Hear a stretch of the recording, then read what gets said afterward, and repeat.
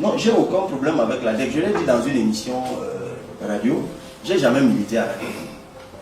En 2004, nous lançons le Forum national des jeunes. Nous publions contre Paul Biya. Les leaders de la DEC refusent de nous suivre. Ils disent qu'ils sont dans les campus, ils portent seulement les problèmes de campus. Bon, certains d'entre eux avaient des relations haut placées avec certains dirigeants, ça pouvait se comprendre.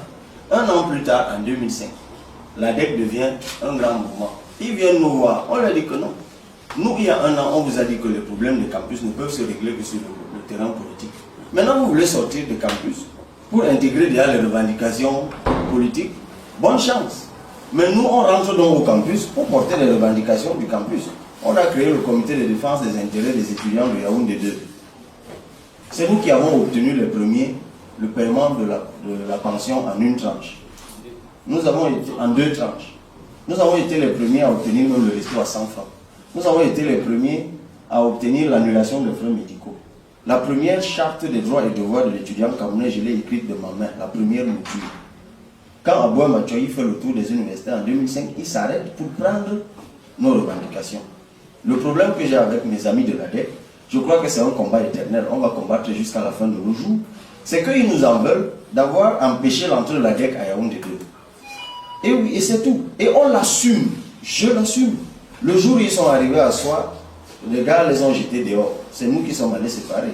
On est entré chez le recteur. Je lui ai dit, monsieur Lindiombo, j'ai lu dans la presse, il dit dans la presse récemment qu'il ne m'a jamais vu, il ne se souvient même pas de mon nom.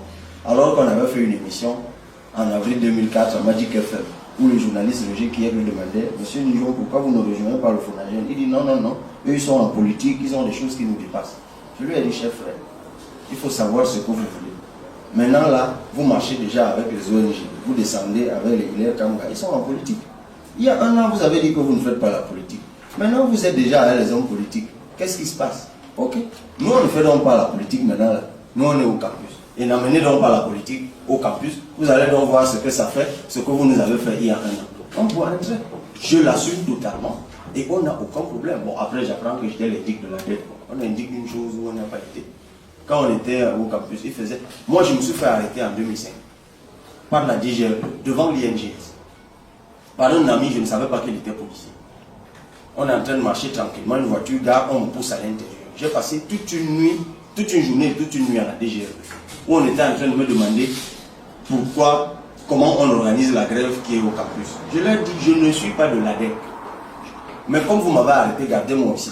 Si vous voyez que la grève s'est arrêtée parce que vous m'avez arrêté, c'est que je suis dedans.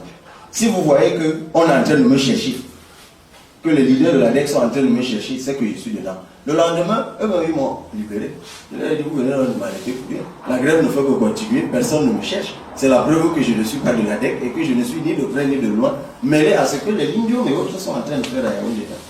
Donc maintenant, il y a une manipulation qui vient derrière. Bon, certains de mes amis, comme les Njoya Moussa et autres, qui, bon, ils estiment peut-être que moi, on parle plus de moi que d'eux. Ils pensent que de temps en temps, ils peuvent balancer une méchanceté sur les réseaux sociaux, sur mon compte. Non, on n'a pas de problème. D'ailleurs, l'autre jour, je me suis fâché, j'ai publié deux petites informations sur le fonctionnement de l'ADEC. Parce que je pense qu'on est très bien. Donc, le moment vient, on va parler, je sais qui a appris quoi, où et comment, ceux qui ont voyagé, je sais comment.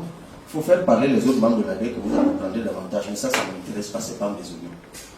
Ils ont fait ce qu'ils ont fait. Leur grève a apporté beaucoup dans les universités en 2005. La réforme, tout le monde doit le leur reconnaître. Il y a beaucoup d'avancées que l'ADEC a obtenues. Et je le reconnais en toute honnêteté. Qu'eux aussi fassent un peu l'effort de reconnaître ce que mon combat a aussi pu apporter. C'est tout ce que je leur demande. Arrêtons de faire des chamailleries de gamins. On a eu des bisbilles quand on était au campus, on ne s'est pas entendu. On ne peut pas venir plus de 10 ans plus tard se régler des comptes. Non. Revenez, battons-nous. Si 11 millions d'inscrits ne vous intéressent pas, soit faites-nous 12 millions. Mais faites quelque chose. Plutôt que de s'auto-détruire, ça ne nous avance pas.